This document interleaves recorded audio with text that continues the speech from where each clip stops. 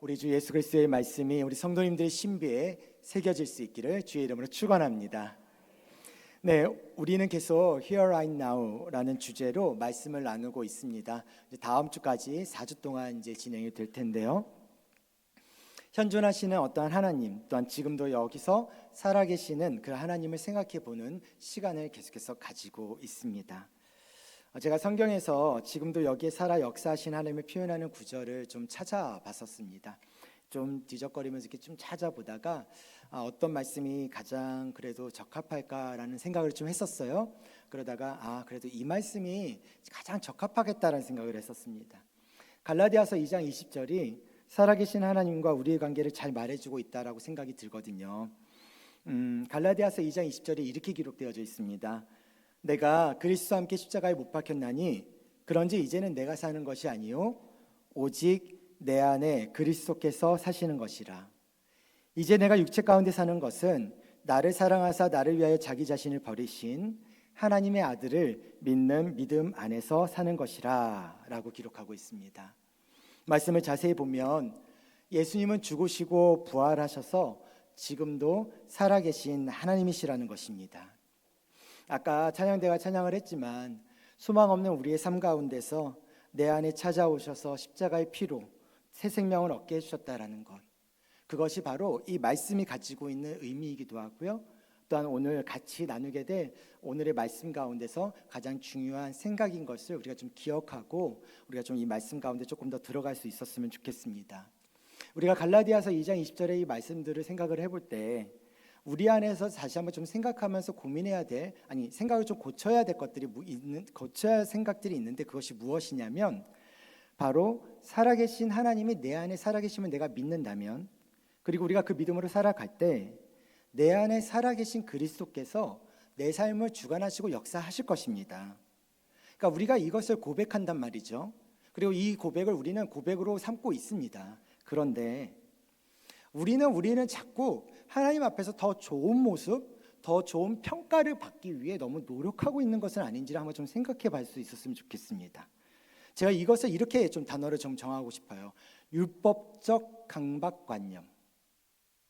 그러니까 내가 그리스도인이고 성도이기 때문에 뭔가 하나님 앞에서 더 잘하려고 하는 것은 구원받은 그 은혜를 받은 사람으로서는 당연한 행동입니다.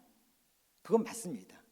그런데 그것에 도구 떠나서 뭔가 내가 이렇게 살아가지 않으면 하나님께서 나를 버리실 것 같은, 이렇게 내가 살아가지 않으면 하나님이 나와 함께하지 않을 것 같은 그러한 모습들이 우리 안에서 자꾸 열심이나 열정으로 표현되어져 가고 있다는 거죠. 율법적 강박관념을 갖고 있지 않나라는 생각을 해보셨으면 좋겠습니다. 왜냐하면 예수님이 내 안에 살아계신다면서요. 그걸 믿으시잖아요. 그러면 그것만으로 충분한 거 아닌가요? 그 예수님께서 나를 쥐고 흔들고 엎어뜨리든 다시 이렇게 세우든 예수님께서 내 안에서 하실 거란 말이죠. 그것이 우리가 전적으로 예수님을 의지하고 믿고 나아가는 우리의 방향입니다. 그럼에도 불구하고 여전히 우리는 자꾸 예수님을 내 안에 살아 역사하신다고 고백하면서도 우리의 삶과 우리의 일상 가운데서는 내가 무엇인가를 해야 될 것 같은, 우리가 무엇인가를 해야 될 것 같은, 내가 부모로서 내 자녀들의 신앙을 어떻게 해야 될 것 같은 그런 강박관념, 율법적 강박관념에 빠지고 있는 것은 아닌지를 좀 생각해 보셨으면 좋겠습니다. 복음은 내 중심을 그리스도의 중심으로 바꿔놓은 것을 말합니다. 율법의 사람이 아닌 하나님의 자녀로 바꿔놓았다라는 거예요. 그래서 복음은 철저하게 하나님의 은혜인 것입니다. 오늘도 내 안에 계신 주님께서 말씀하실 때 그 말씀에 귀를 기울이시고 신비에 새겨두시는 여러분이 될 수 있기를 간절히 원합니다. 그래서 이 주의 말씀이 우리의 삶을 바꿔놓으실 것임을, 그리고 그 말씀의 능력을 믿고 우리가 함께 조금 주님의 말씀 앞에 더 깊이 좀 들어가 보는 시간을 가졌으면 좋겠습니다. 마태복음의 마지막 부분은요, 예수님께서 말씀하시는 말씀으로 끝나게 되어져 있어요. 같이 읽어봤으면 좋겠는데 마태복음 28장 18절에서 20절의 말씀입니다. 시작.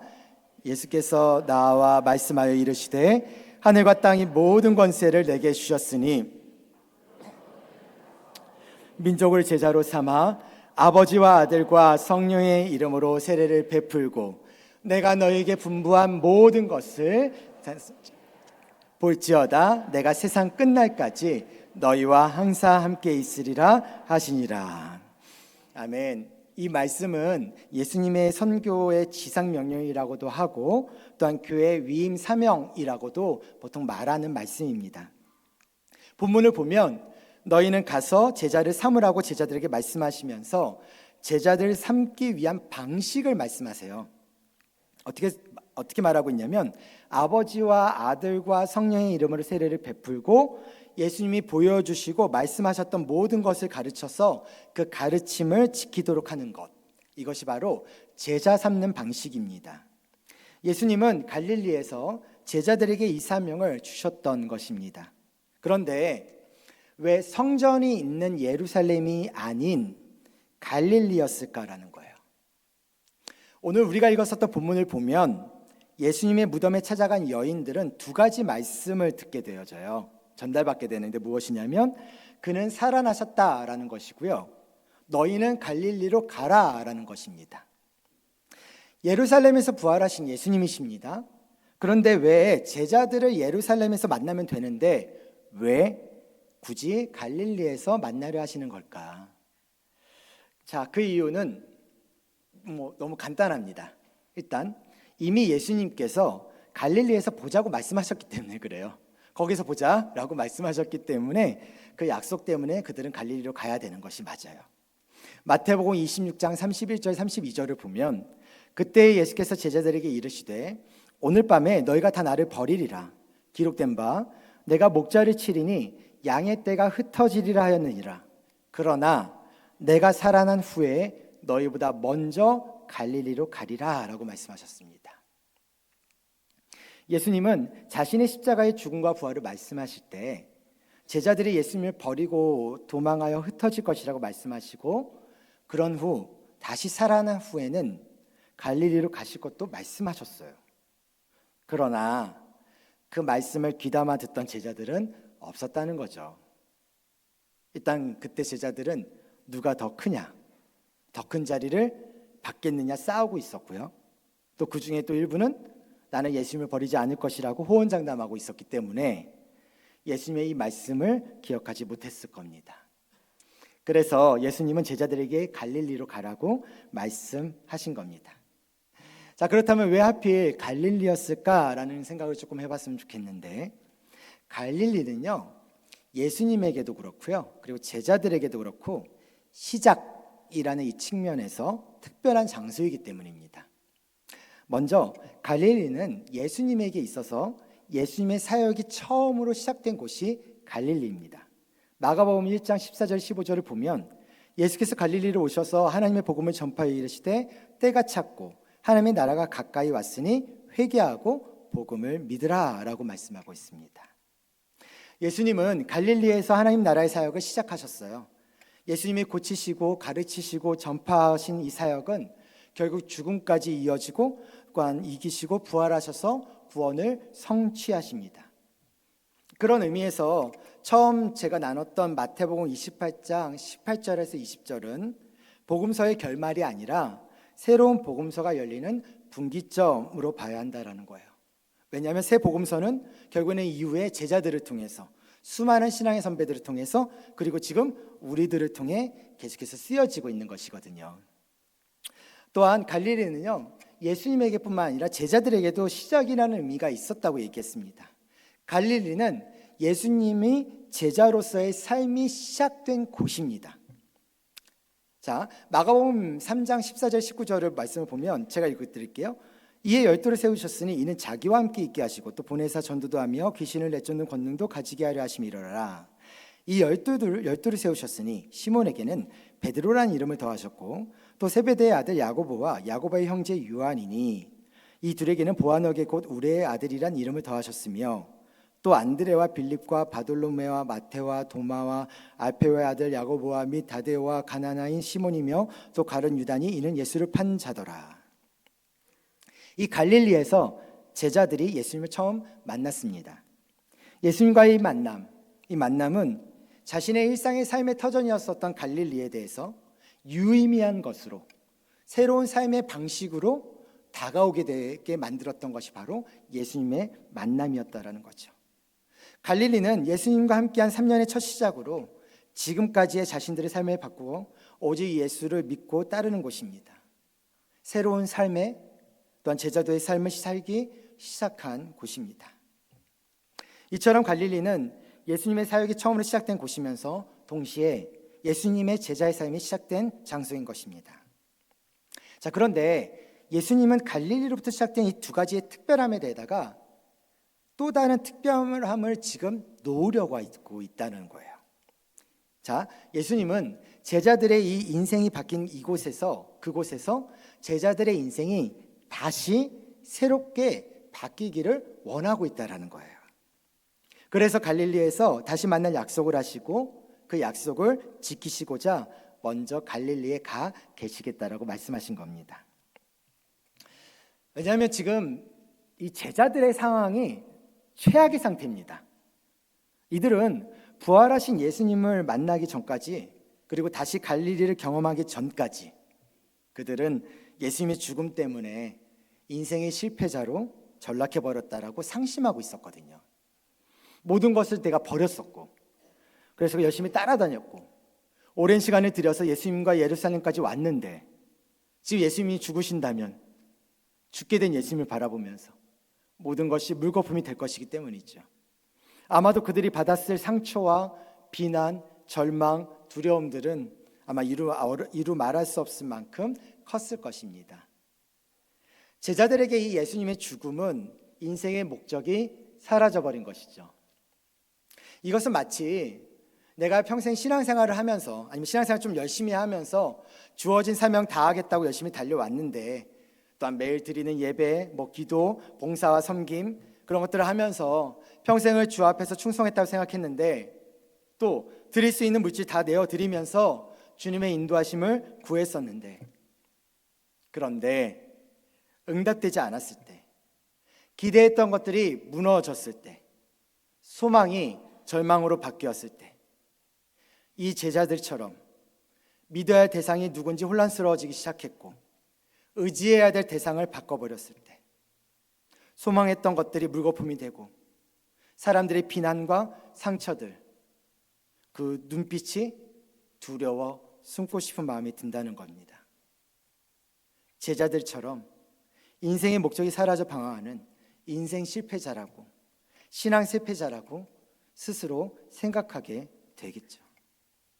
그래서 제자들에게도 다시 갈릴리가 필요하듯이 우리에게도 다시 갈릴리가 필요한 것입니다. 이제 예수님은요, 이 갈릴리로 최악의 상태인 제자들을 불러 모아서 그들을 다시 세우시고 또 새롭게 시작하시려고 해요. 요한복음 21장을 보면 예수님이 은혜와 사랑이라는 이 특별한 탁월한 방법을 사용하셔서 제자들을 새롭게 하시는데, 자, 요한복음 21장 1절에 이렇게 쓰여 있습니다. 그 후에 예수께서 디베랴 호수에서, 갈릴리의 또 다른 이름입니다, 디베랴 호수에서 또 제자들에게 자기를 나타내셨으니 나타내시는 일은 이러하니라 라면서 쭉 이제 내용을 전개해 가고 있어요. 예수님은 제자들을 3년 전에 만났던 그 제자들을 다시 이곳에서 다시 만나십니다. 근데 이 제자들은 뭐예요? 3년 전에는 예수님을 만났지만 지금은 부활하신 예수님을 만나고 있다라는 거예요. 그러면서 그 예수님께서 제자들에게 말씀하시는 내용들이 요한복음 21장 5절에 7절의 말씀이 나오는데요. 제가 읽어드릴게요. 예수께서 이르시되 얘들아 너희에게 고기가 있느냐? 대답하되 없나이다. 이르시되 그물을 배 오른편에 던지라. 그리하면 잡으리라 하시니 이에 던졌더니 물고기가 많아 그물을 들 수 없더라. 예수께서 사랑하시는 그 제자가 베드로에게 이르되 주님이시라 하니 시몬 베드로가 벗고 있다가 주님이라 하는 말을 듣고 겉옷을 두른 후에 바다로 뛰어 내리더라. 3년 반 전에 첫 만남에서 예수님은 베드로의 그물이 찢어질 정도로 많은 고기를 잡게 하셨습니다. 그리고 부활하신 주님은 변함없는 능력, 변함없는 모습으로 그 능력을 다시 보이신 겁니다.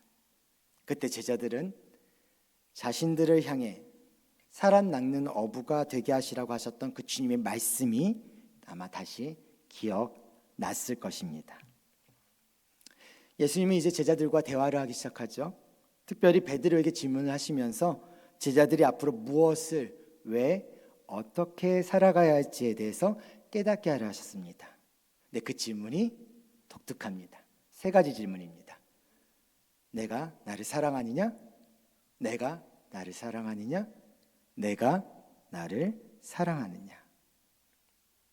예수님은 3번이나 예수님을 부인했었던 그 베드로를 향해 3번이나 예수님을 사랑한다고 고백하게 만들어 주시고, 자신의 삶에 지금 집중되어졌던 인생과 실패 속에 이제는 아무것도 없다고 생각하며 갈릴리 바다로 올라와 자신에게 있는 배 위에 올라가 그물을 던지고 있는, 아무것도 잡히지 않고 있는, 어디로 던져야 될지도 모르는 이 방황함 속에서 세상으로 가서 주님의 양을 치라고, 주님의 양을 먹이라고 말씀하십니다. 부활하신 예수님은 구원사역의 이 분기점 안에서 제자들에게 새롭게 변화된 모습으로 다시금 제자의 삶을 시작할 것을 말씀하신 겁니다. 왜요? 왜? 이젠 더 이상 실패자의 모습으로, 패배자의 모습으로 살지 말라고요. 너에게는 너를 정의할 수 있는 인생이 있고, 너에게는 너의 삶의 목적이 분명하게 있은데 왜 지금 너 자신을 실패자로, 패배자로 생각하느냐라는 예수님의 사랑의 방식입니다. 예수님은 쓰러져 일어나지 못하는 제자들을 갈릴리로 부르시고 낙심하는 제자들이 다시금 일어날 수 있도록 힘을 주셨습니다. 주님의 부활로 죽어있던 제자들의 마음이 다시 살아난 것입니다. 자, 그리고 그렇게 살리신 바로 이 요한복음 21장 장소는 어디입니까? 갈릴리입니다. 아까 읽었었던 마태복음 28장 18절에 20절의 말씀에 이 위대한 예수님의 지상명령 또한 갈릴리에서 이루어집니다. 자, 처음 질문으로 다시 돌아가겠습니다. 왜 예수님은 제자들에게 갈릴리로 가라 하셨던 것일까요? 그 이유는 갈릴리야말로 우리 주님이 계신 곳이며 우리 주님이 만나주시는 곳이며 동시에 제자들의 삶의 자리이기 때문이며 또한 그것에서부터 다시 시작해야 하는 곳이기 때문에 그렇습니다.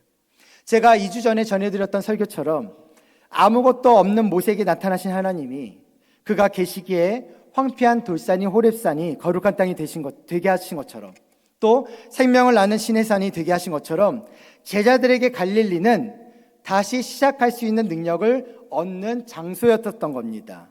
그래서 갈릴리는 다시 시작할 수 있는 장소라는 것입니다.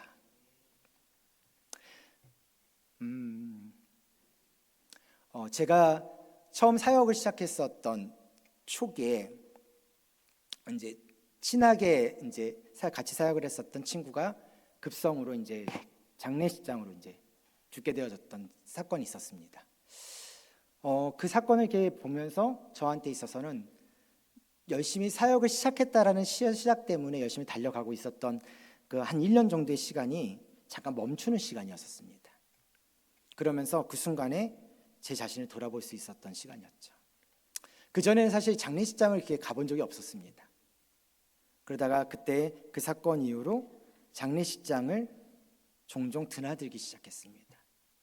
왜냐하면 장례식장에 가서 나랑 전혀 상관이 없는 사람들이지만 그냥 생을 마감한 한 인간의 모습을 바라보면서 과연 나는 지금 이 땅에서, 이곳에서, 아니면 이 교회에서, 이 사역지에서, 나에게 주어진 상황에서 나는 지금 무엇을 하고 있는지를 계속해서 돌아보게 됐던, 그렇게 계기가 됐던, 그래서 저에게 있어서는 사실 장례식장은 매번 저 자신을 돌아보게 만드는 곳이기도 합니다.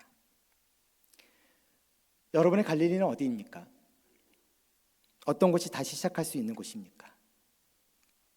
나의 갈릴리가 어디인지를 우리가 생각해 보셔야 됩니다. 우리 심령에 공고함이 있다면, 그리고 낭망이 있다면, 고난이 있어 광야를 지나는데 하나님을 아직 만나지 못했다면 당신의 갈릴리를 생각하셔야 됩니다. 찾아야 하고요. 그리고 그곳으로 가야 합니다. 그곳에서 당신은 다시 시작할 수 있습니다. 자, 그 이유를 세 가지로 말씀드릴게요. 첫 번째, 당신이 가야 할 갈릴리는 반드시 영적 성장이 있는 곳이라서 다시 시작하실 수 있습니다. 처음 주님을 만났을 때의 나와 부활하신 예수님을 나의 구원자로 고백하는 나와 비교해보면 전혀 다릅니다. 3년 전의 제자들과 3년 후 부활하신 예수님을 만나는 시점의 제자들은 결코 같을 수 없었습니다. 신앙은 성장합니다. 절대 도태되지 않습니다. 기독교의 역사관, 기독교의 세계관이라고 얘기할 때 그것은 알파와 오메가요, 처음과 나중이며 창조와 종말입니다. 이것은 우리의 삶이 끊임없이 반복되는 것처럼 보이지만 우리의 삶의 끝에는 결국에는 하나님 나라로 들어갈 수밖에 없는 것이 우리의 인생이자 삶입니다. 그 삶의 모습 가운데서 우리는 우리의 신앙이 절대로 도태되지 않음을 생각해야 됩니다. 착각하게 만드는 사탄의 유혹이나 그런 유혹들 가운데서 우리는 벗어나야 된다는 것이죠. 지금의 내 모습이 지금 내가 낭망하고 주저앉아 있고 넘어 있다 할지라도 지금의 나와 과거에 내가 하나님을 만나기 이전의 나와 그리고 하나님 만나기 있을 때의 그 시점의 나와 보시라는 겁니다. 우리는 성장하게 되어 있습니다. 우리가 그 갈릴리를 가야 되는 이유, 그것은 어떻게 성장하는지 그리고 내가 얼마큼 성장하는지를 알고 싶다면 당신의 삶의 자리, 그 현장으로 가시기 바랍니다. 두 번째로, 당신이 가야 할 갈릴리는 복음이 시작된 곳이라서 다시 시작할 수 있습니다. 갈릴리는 제자들의 일터였습니다. 그들의 가정이 갈릴리에 있었습니다. 그곳은 어린 시절부터 지금까지 모습을 알고 있는 사람들이 사는 곳입니다. 자신들의 허물, 과거의 죄들과 어린 모습들을 알고 있는 사람들이 사는 곳입니다. 그들은 그곳에서 그 모습 그대로의 주님의 부르심을 받았습니다. 예수님의 제자가 된 것입니다. 복음은 하나님의 열심으로 되는 것이지 나의 열심으로 되는 것은 결코 아닙니다. 내 모습이 어떠하든 주께 나아가면 우리는 구원을 받습니다. 단순하지만 위대한 이 진리인 복음은 우리를 언제든 다시 시작할 수 있게 합니다. 그래서 그들이 갈릴리로 간 것은 복음은 바로 그곳에서부터 시작되어야 되는 것을 깨달아야 했기 때문이라는 거죠. 땅끝까지 복음을 전하라고 명령하신 주님께서 그 땅끝의 시작을 삼으신 곳이 바로 갈릴리였다라는 것입니다. 세 번째로, 당신이 가야 할 갈릴리는 은혜가 흐르는 곳이라서 다시 시작할 수 있습니다. 갈릴리는 오병이어의 기적으로 배고팠던 우리를 먹여주셨던 곳이고 병자를 일으켜 세워주셨던 곳입니다. 갈릴리는 호수를 건너가서 귀신을 쫓아내셨고 갈릴리 주변에서 있었던 가나의 혼인잔치에서 기적을 베푸셨습니다. 예수님은 갈릴리에서 고쳐주시고 낫게 하시고 새롭게 하시고 변화시키시고 먹이셨습니다. 갈릴리는 그래서 은혜의 자리입니다. 현존하시는 하나님이 계시는 갈릴리는 어떤 모습으로 가도 괜찮은 곳입니다. 어떤 모습으로 가도 하나님이 사람으로 바꾸시는 부활의 능력이 그곳에 계시는 예수님에게 있기 때문에 그렇습니다. 이 세 가지 이유 때문에 여러분은 자신의 갈릴리를 생각해야 하고 그곳으로 가서 다시 시작해야 합니다. 예수님이 말씀하신 갈릴리는 이런 곳입니다. 물론 지역적으로 생각하면 우리와 동떨어진 곳이겠지만 주님의 관점으로 바라본다면 갈릴리는 지금 우리가 서 있는 그곳입니다.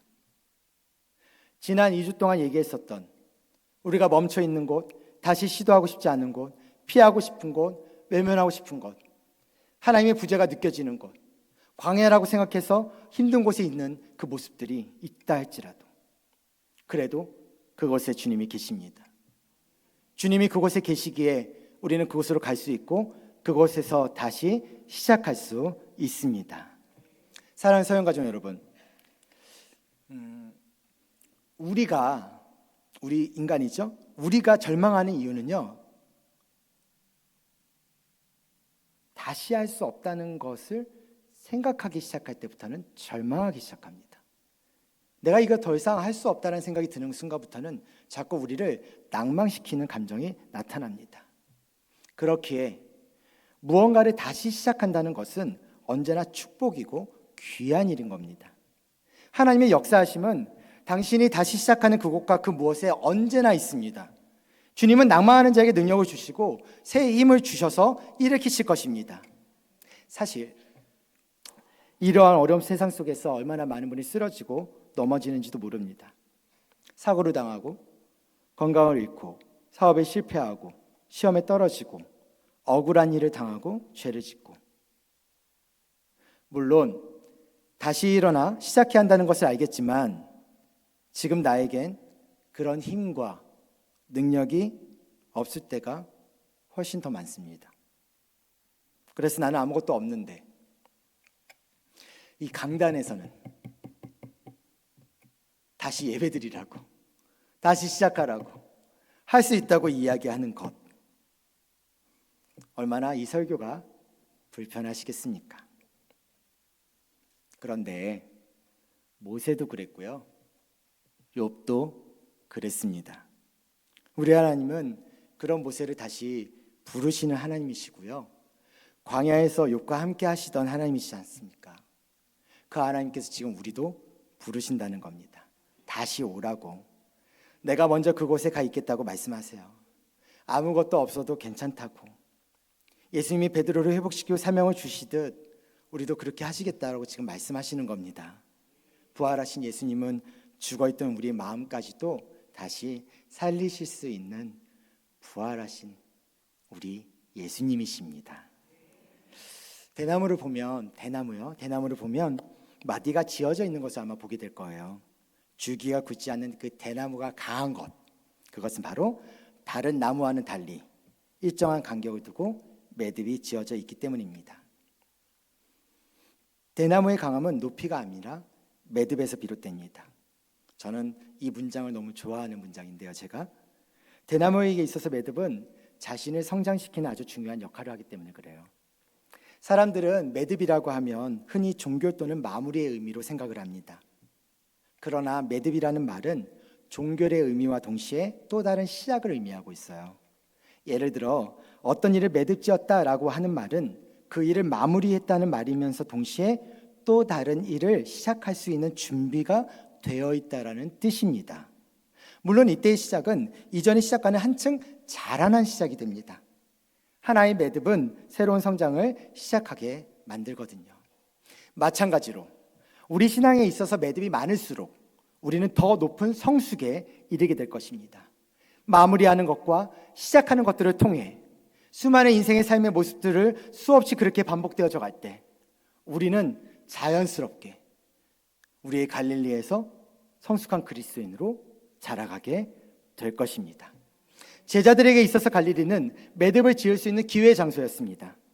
그들은 죽음의 십자가에서 도망친 자들이었지만 부활하신 우리 예수 그리스도로 말미암아 생명의 십자가 앞에 다시 선 자들입니다. 다시 복음 앞에서 설 수 있게 된 것입니다. 마찬가지로 우리들에게 있어서 갈릴리라 말할 수 있는 곳은 매듭을 지을 수 있는 기회의 장소이자 다시 복음 앞에 서서 부활하신 우리 주님의 복음의 능력으로 다시 시작할 수 있는 곳입니다. 우리가 그런 곳에 나아가기를 원한다라는 것이죠. 제가 이 설교를 이렇게 준비하면서 계속 제가 흥얼거렸었던 찬양이 한 곡 있었습니다. 아마 설교를 준비한 내내 이 찬양만 계속 불렀어요.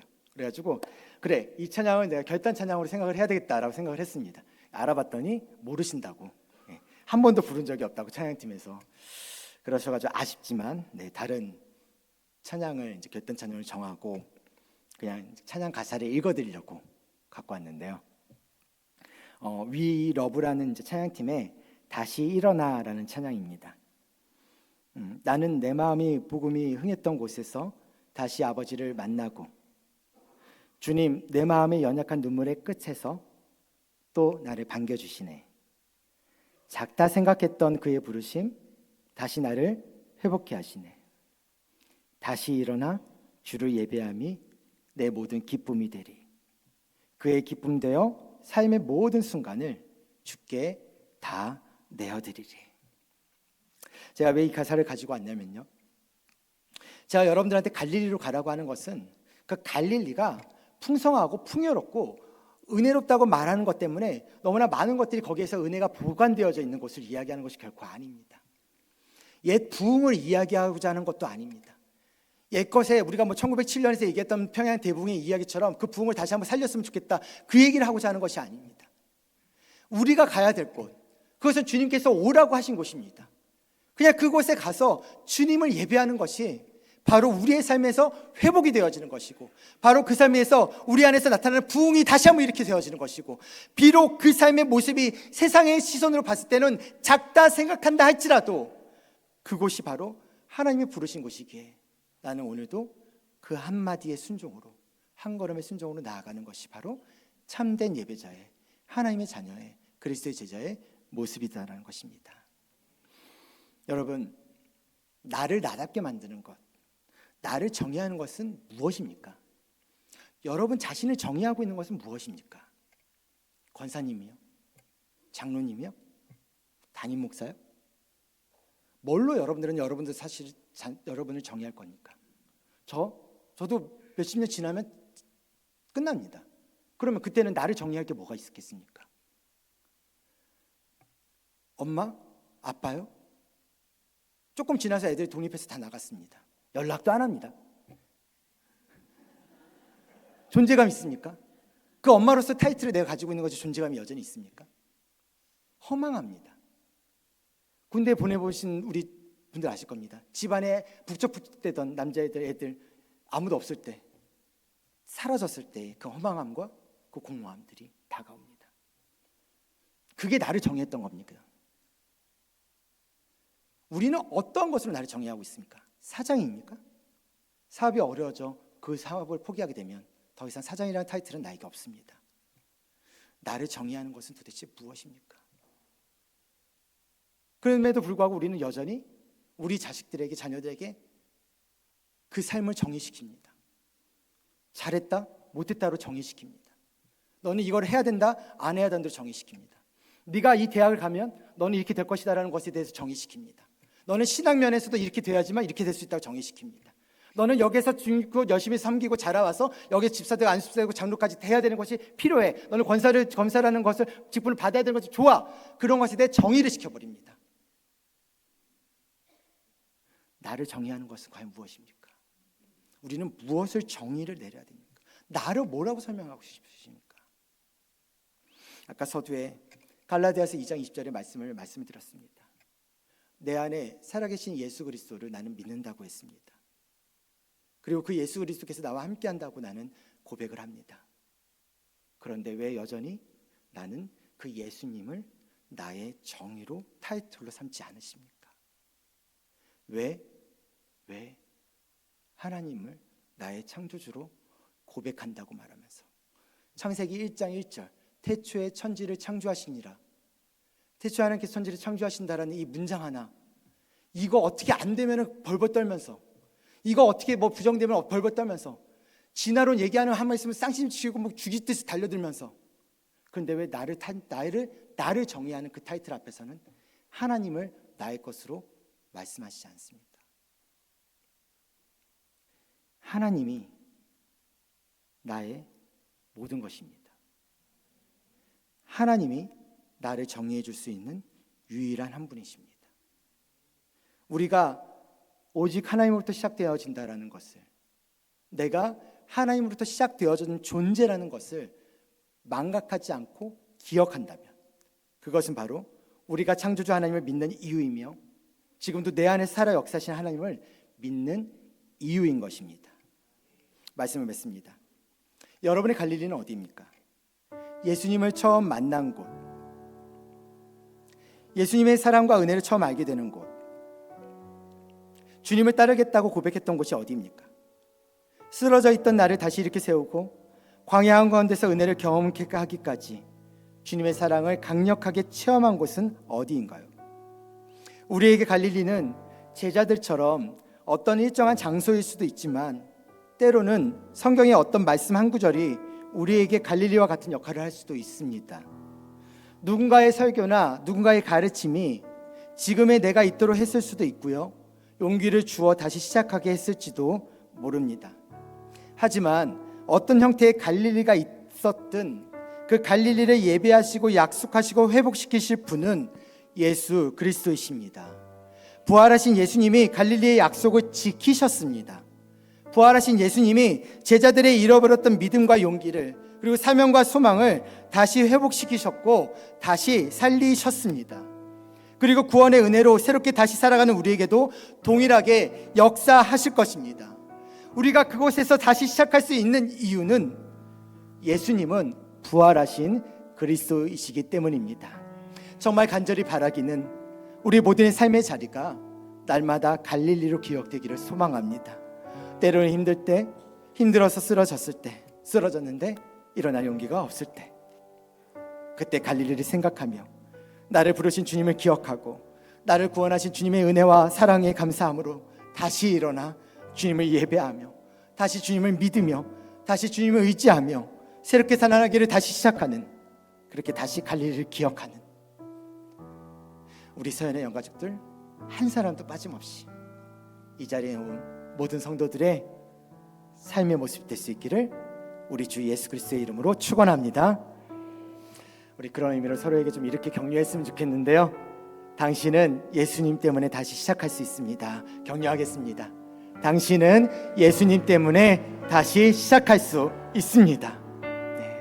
우리 이렇게 마지막으로 다시 한번 좀 격려하고 축복했으면 좋겠습니다. 존귀한 성도님, 존귀한 성도님, 존귀한 성도님. 네. 네, 이제 이 마무리하면서 이렇게 끝내야 되는데 막간을 이용해서 오늘 주일 찬양 예배 저녁 때 설교, 부모 교육이 좋으실 겁니다. 자, 여하튼 존귀한 성도님, 존귀한 성도님 사랑하고 축복합니다. 인사하겠습니다. 네, 우리는 하나님의 안에 있는 존귀한 성도님입니다. 존귀합니다. 절대 잊지 마십시오. 자, 우리 세 가지 기도 제목인데 함께 빠르게 읽겠습니다. 시작. 주가 계시기에 내 삶이 결코 헛되지 않았음을 확신함으로 삶의 갈릴리에서 다시 살아가게 하옵소서. 아멘. 두 번째, 주가 계시기에 아무것도 할 수 없다 느꼈던 그곳에서 복음으로 힘을 얻어 복음을 다시 전하게 하옵소서. 아멘. 세 번째, 주가 계시기에 어떤 모습이든 하나님의 사람으로 바꾸시는 부활의 능력으로 다시 시작하게 하옵소서. 아멘.